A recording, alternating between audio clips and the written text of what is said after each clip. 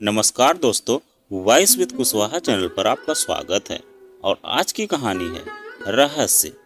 नमस्कार दोस्तों, मेरा नाम संतोष है। मेरे घर में मेरे पिताजी, एक छोटी बहन स्वाति और मैं रहता हूँ।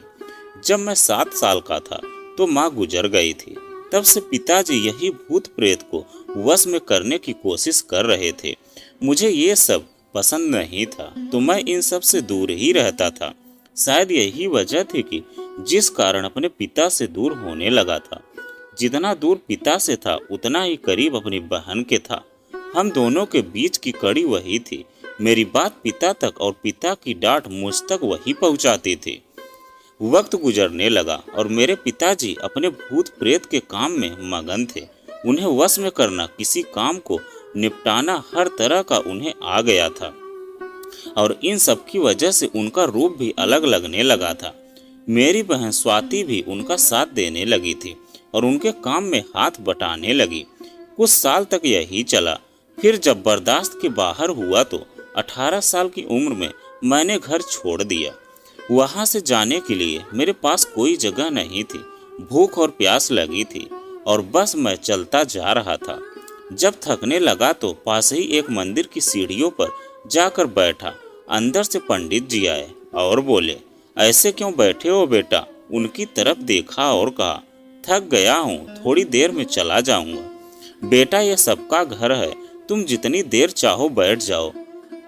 अगर अंदर बैठना है तो चले जाओ, बाहर धूप है और प्यासे भी हो। अंदर जाओ, अंदर जाकर पानी पी लो और थोड़ा आगे भंडारा भी चख लो। कल एक सेठ ने पूजा की थी तो प्रसाद के रूप में भंडारा किया था। मैं थोड़ी देर में आ जाऊंगा, तब तक अंदर ही रहना। ना कहते हुए भी मैं ना ही कह सका और उनकी बात सुनते हुए बस गर्दन हिलाता रहा और वही किया जो उन्होंने कहा। बिना कोई शब्द कहे अंदर चला गया। थोड़े आगे ही गया था, दूसरे पंडित ने पानी का ग्लास हाथ में थमा दिया और आगे एक और पंडित ने थाली। मैं वहीं थोड़ी दूर बैठ गया और खाने लगा। खाकर बैठा ही था कि कब आंख लगी पता ही नहीं चला। शाम हुई और पंडित जी ने आकर मुझे उठाया। फिर बोले, यहाँ सोए हो, अंदर कमरे में सो जाते। मैंने कहा, माफ करना, पर मुझे पता नहीं चला कब सो गया। मैं चलता हूँ और वहाँ से जाने लगा तो पंडित जी ने मुझे रोका और साथ चलने को कहा। मैं उनके साथ जाने लगा तो वो मुझे मंदिर के कोप भवन में ले गए। वहाँ भोलेनाथ की मूर्ति के पास जाकर बैठे और पूजा करने लगे। तो उन्होंने कहा कि मेरे लिए एक काम करोगे? वहाँ पूजा का सामान रखा है, उठा के ले आओ।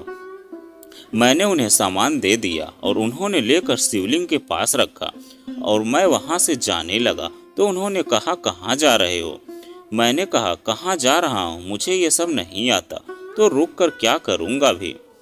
ठीक है बेटा, मैं तुम्हें रोकूंगा नहीं, पर तुम एक बार रुक कर देख लो, उसके बाद मैं तुम्हें रोकूंगा नहीं। तुम्हें जहाँ जाना है चले जाना, पर तुम्हारे पास घर तो नहीं है, तो जाओगे कहाँ?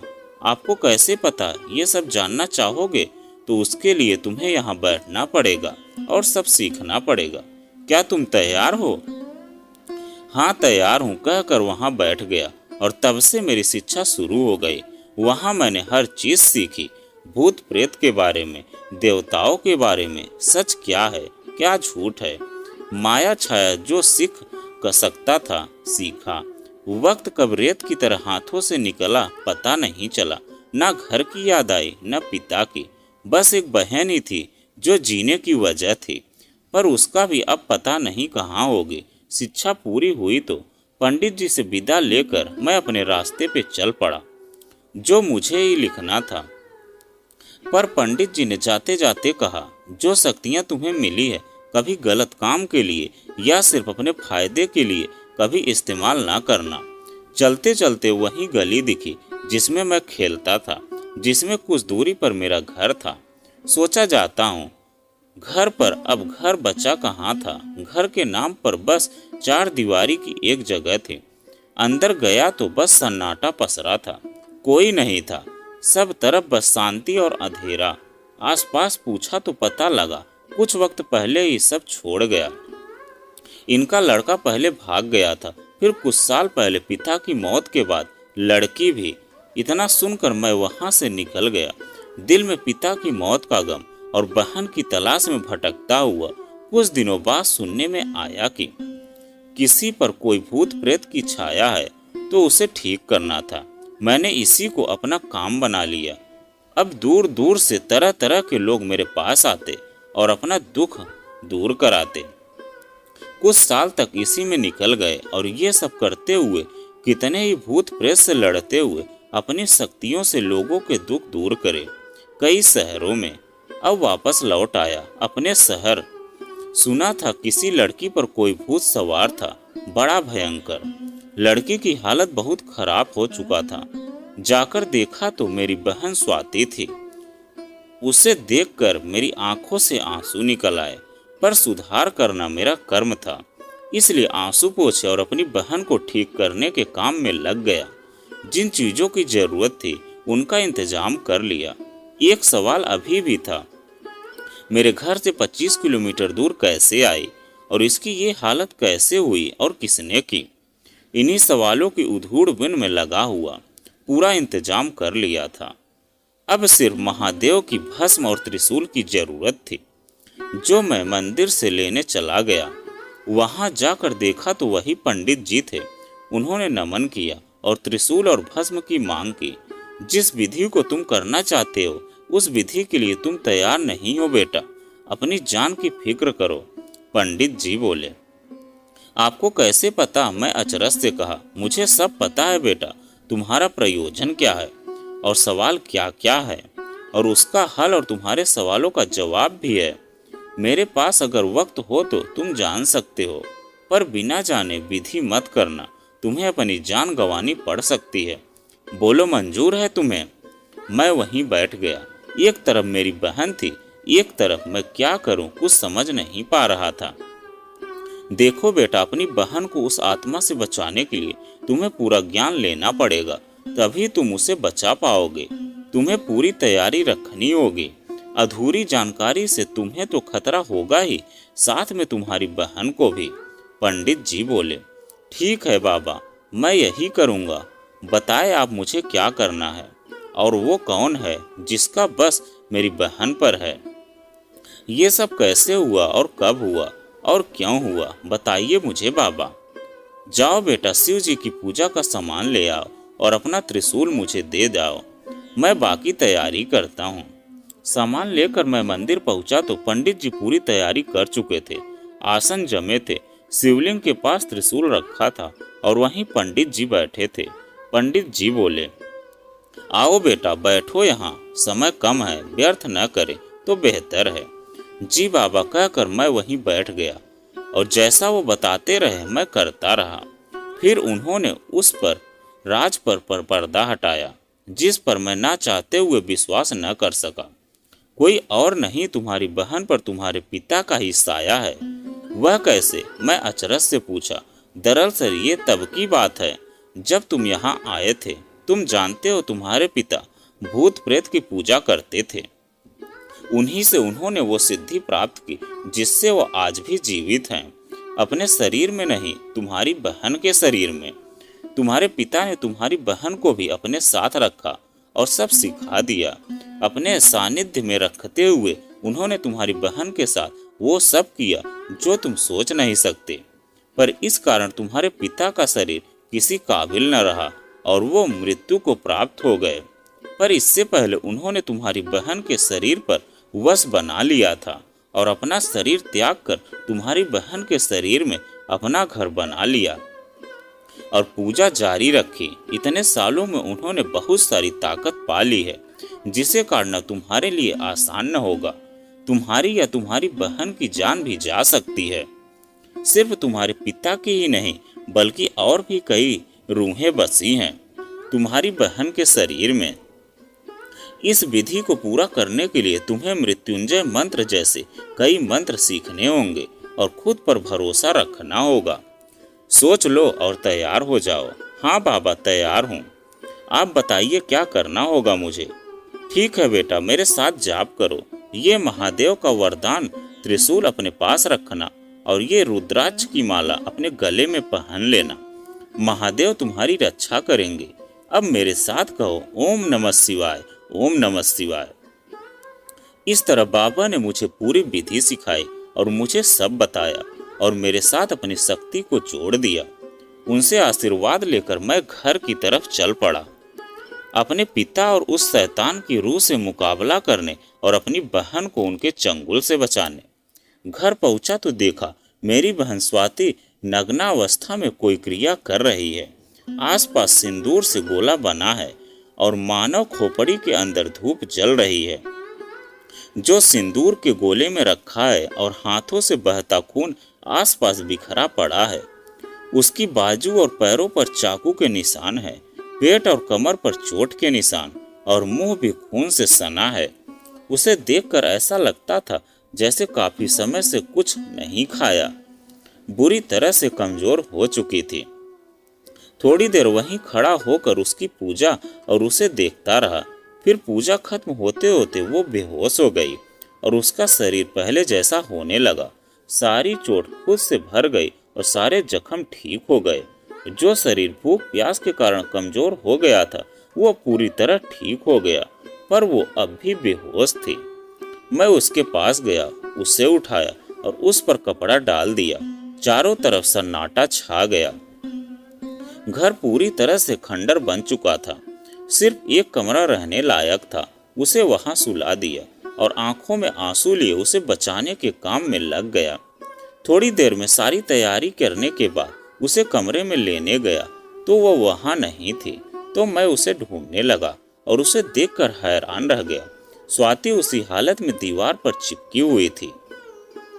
हाथों के नाखून लंबे थे और बिखरे हुए बाल, लाल आंखें और मुंह से टपकता खून। खुद को सांत्वना देते हुए मैं हनुमान चालीसा जपते हुए उस पर गंगा जल छिड़कने लगा। उसकी जलन से वो बिस्तर पर गिर गई और भयानक आवाज में बोली, कौन है तू और मेरे काम में बाधा डालने की हिम्मत कैसे हुई?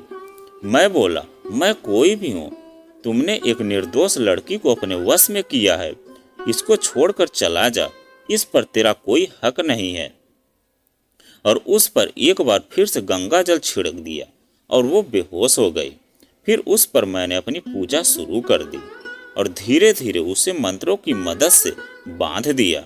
अब वो अलग अलग आवाजों में छूटने की कोशिश करने लगी, पर मैंने उसे पकड़े रखा। उसने खुद पर से कपड़ा फेंक दिया और पास में रखा त्रिशूल, गीता और गंगाजल की मदद से वो उस चक्र से बाहर ना आ सकी। मेरे मंत्रों की मदद से एक एक करके उसमें से आत्माएं बाहर आने लगी, जो हवन में समाती जा रही थी और भस्म होती जा रही थी। जैसे जैसे आत्माएं भस्म हो रही थी, आसपास का वातावरण डरावना होता जा रहा था। 1-2 घंटे के अंदर सारी आत्माएं भस्म हो गई, पर आगे जो होना था वो मैंने कल्पना भी ना की थी। मेरा हवन अपने समाप्ति पर था। तभी मुझे एक गहरी आवाज आई जिसमें मैं चौंक गया। छोड़ दो अपना हट बेटा, मैं कहीं नहीं जाऊंगा। मुझे जिंदा रहना है, अपने शरीर में ना सही पर अपनी बेटी के शरीर में ही सही। मैं ये देखकर हैरान रह गया कि मेरी बहन के शरीर में अब मेरे पिता की आत्मा थी, जो काफी डरावनी लग रही थी। क्यों आए हो अब? वापस तुम चले गए थे ना मुझे छोड़कर, पराया करके। पर मेरी बेटी ने मेरा ख्याल रखा और आपने क्या किया उसका फायदा उठाया। आपने ये गलत काम और स्वार्थ सिद्ध किया कैसे? मैंने कहा। ये सुनकर उन्होंने अपनी ताकत से मुझे दूर फेंक दिया। इस वजह से बंधन टूट गया। मैं उठा और वापस उन्हें अपने बंधन में बांध लिया और मंत्र पढ़ने लगा, पर उन पर कोई असर न होता। यह देखकर मैंने जोर से पढ़ना शुरू कर दिया और उन्हें अपनी बहन से अलग करने लगा। वो अपनी ताकत से मुझे चोट पहुंचाने लगे और मुझे रोकने की कोशिश करने लगे, पर मैं नहीं रुका और अपनी बहन से अलग कर दिया और मंत्र शक्ति से कैद कर लिया। क्यों किया आपने ये सब? क्या करता? मैं शक्ति पाना चाहता था ताकि हम लोगों को कभी कोई हानि न हो, हमेशा ठीक रहे। पर मेरा शरीर बहुत कमजोर था, वो शक्तियां नहीं सहन कर सकता था। इसलिए मैंने सारी शक्तियां अपनी आत्मा को दी, पर कुछ शक्तियों के लिए एक शरीर जरूरी था। सोचा तुम्हें भी ये सब सिखा दूं, पर तुम चले गए बिना बताए। तो मेरे पास कोई चारा न था और मेरी बेटी स्वाति ने मेरा साथ दिया। पर आपने क्या किया, उसका फायदा उठाए। देखिए उसकी हालत। हाँ, ये भी कमजोर थी, मेरे काम में भी अड़चन आ रही थी। इसका शरीर भी सब शक्तियां नहीं संभाल सकता। कोई बात नहीं, तब साथ नहीं दिया तो अब दोगे। और उन्होंने खुद को आजाद कर लिया, फिर मुझ पर अपनी शक्तियां इस्तेमाल कर दी और मुझे घायल कर दिया और अपना वश बनाने लगे।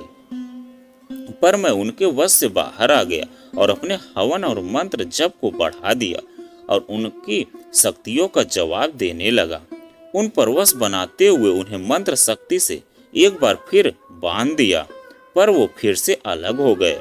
मेरी बहन स्वाति को हानि पहुंचाने के लिए चल पड़े और उसे हवा में उठा दिया और मुझे अपने साथ मिलने की चेतावनी देने लगे।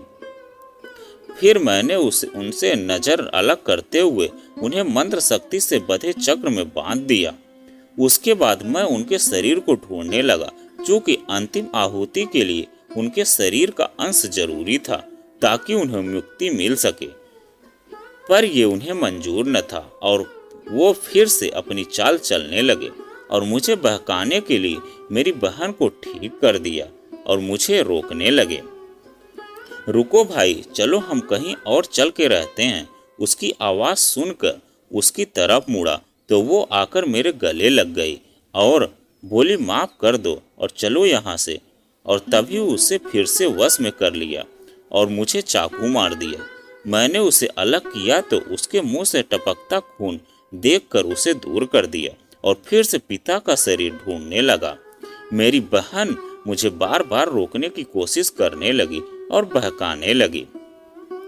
कुछ देर ढूंढने के बाद मुझे उनका शरीर मिल गया, पर वो पूरी तरह से खराब हो चुका था, जिसे मैं हवन के पास ले आया और अपने पिता और बहन को उससे अलग रखते हुए हवन करने लगा। अंतिम आहुति तक मुझे शरीर को बचाए रखना था, जो पिताजी होना नहीं देना चाहते थे। इसलिए वो उसे हर तरह से मुझसे अलग करने लगे, पर मैंने उसे अंतिम आहुति के साथ अग्नि दी और धीरे धीरे वो भस्म हो गया। साथ साथ पिताजी की आत्मा पर से शैतान का वश खत्म हो गया। बेटा, मुझे माफ कर दो, मैं अपने स्वार्थ में ये सब क्या कर बैठा, न तुम्हारा और न तुम्हारी बहन का ख्याल रख सका। अब मैं अंतिम घड़ी में तुमसे माफी मांगना चाहता हूँ और तुम्हारी बहन को भी आजाद कर दिया है। उसे यहाँ से ले जाना और कभी मेरी याद मत दिलाना। जाओ बेटा, भगवान तुम्हारा भला करे और अपनी शक्तियों का सही इस्तेमाल करना। ये कहकर उनकी आत्मा गायब हो गई और शरीर जलकर खत्म हो गया। मेरी बहन स्वाति को होश आने लगा था, वो पूरी तरह से स्वस्थ होने लगी थी। तब मैंने कपड़ा उठाकर उस पर डाल दिया और थोड़ी देर में वो होश में आ गई और मुझे अपने पास देखकर बोली, भैया आप आ गए, अब हमें छोड़कर कहीं मत जाना। और मेरा हाथ पकड़ लिए। हाँ, नहीं जाऊंगा, अब हम साथ रहेंगे, हम दोनों। और मैंने उसे उठाया और अपने साथ ले गया और उस गांव से दूर जाकर हंसी खुशी से बहन के साथ रहने लगा। तो दोस्तों, यह कहानी आपको कैसी लगी कमेंट में लिखकर ज़रूर बताइएगा। अगर आप हमारे चैनल पर नए हैं तो प्लीज़ चैनल को सब्सक्राइब कीजिएगा और वीडियो को एक लाइक कीजिएगा। तो चलिए मिलते हैं एक नई कहानी के साथ में एक नए वीडियो में। कहानी सुनने के लिए आपका बहुत बहुत धन्यवाद।